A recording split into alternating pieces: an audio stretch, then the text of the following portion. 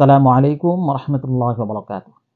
সম্মানিত সুধী, আল্লাহ পাক রব্বুল আলামিন মানব জাতির সহজভাবে জীবন যাপন করার জন্য যতগুলো নিয়ামত দান করেছেন, তার মধ্যে অন্যতম একটি নিয়ামত হচ্ছে আল্লাহ পাক রব্বুল আলামিন মানব জাতির হিসাব নিকাশের জন্য ঘন্টা, দিন, মাস এবং বছরের গণনাকে তৈরি করে দিয়েছেন। এবং আরবি 12 মাসে একটি বছর হয়ে থাকে, তার মধ্যে থেকে সম্মানিত হচ্ছে 4টি মাস, যা আমরা সূরাতুত তাওবার এই আয়াত দ্বারা বুঝতে পারি।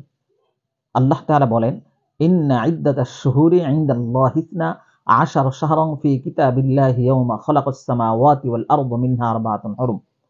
সম্মানিত সুধী, এই আয়াত দ্বারা বোঝা যায় যে আরবি 12 মাসের একটি বছর, এটা আল্লাহ তাআলা কর্তৃক নির্ধারিত। তার মধ্যে থেকে আশহুরে হুরুম তথা সম্মানিত হচ্ছে 4টি মাস। তবে এই 4 মাস কোন কোন মাস, এটা আল্লাহ পাক রব্বুল আলামিন এই আয়াতের মধ্যে উল্লেখ করে নাই। কিন্তু নবীজি সাল্লাল্লাহু আলাইহি ওয়াসাল্লাম এটা তার বিভিন্ন হাদিসের মধ্যে উল্লেখ করে গিয়েছেন। হযরতে আবু বকর রাদিয়াল্লাহু তাআলা আনহু থেকে বর্ণিত, তিনি বলেন যে নবীজি সাল্লাল্লাহু আলাইহি ওয়াসাল্লাম বলেছেন, যেদিন আল্লাহ পাক রব্বুল আলামিন আসমান এবং জমিন তৈরি করেছিলেন, জামানা সেদিনের পর্যায়ে চলে গিয়েছে। আর 12 মাসে একটি বছর হয়, তার মধ্যে থেকে সম্মানিত হচ্ছে 4টি মাস। আর তা হলো যিলকাদা, যুলহিজ্জা, মুহররম এবং রজব। সম্মানিত সুধী, এই হাদিস দ্বারা আমরা 4টি সম্মানিত মাসের কথা জানতে পারলাম। এবার আমরা আলোচনা করব এই সম্মানিত মাস তথা আশহুরে হুরুমের চাহিদা কি এবং ফজিলত কি।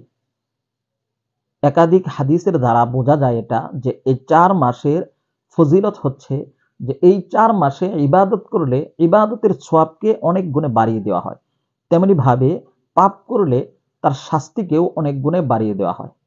আর এই 4 মাসের চাহিদা হচ্ছে এই 4 মাসে বেশি বেশি ইবাদত করার চেষ্টা করা এবং গুনার কাছ থেকে বেঁচে থাকা।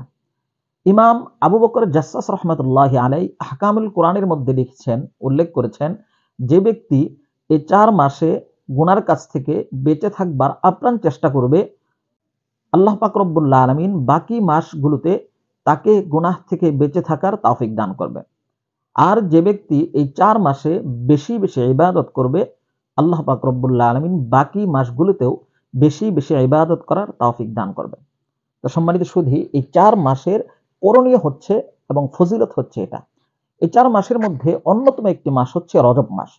তো এই রজব মাসের করণীয় কি, এ ব্যাপারে আমরা কিছু আলোচনা করব। সম্মানিত সুধী, এই রজব মাসের অন্যতম একটি করণীয় হচ্ছে বেশি বেশি রোজা রাখা।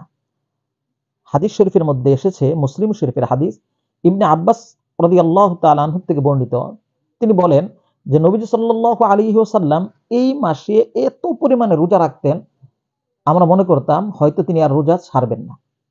আবার তিনি কখনো কখনো এই মাসে এই পরিমাণ রোজা ছাড়তেন যে আমরা মনে করতাম তিনি হয়তো আর রোজা রাখবেন না। সম্মানিত সুধী, এই হাদিস দ্বারা বোঝা যায় যে এই মাসের মধ্যে বেশি বেশি রোজা রাখা, তবে তারিখ নির্ধারিত ছাড়া, আর মধ্যম পর্যায়ে রোজা রাখা, কখনো কখনো রাখা, কখনো কখনো ছাড়া। সাহাবায়ে কেরাম রাদিয়াল্লাহু তাআলা আনহুম আজমাইন, তাবিঈগণ এবং সলফে সালিহিনগণ এই মাস আসলেই রমজানের প্রস্তুতি শুরু করে দিতেন এবং বেশি বেশি ইবাদত বন্দেগী করতেন আর গুনাহ থেকে বেঁচে থাকতেন।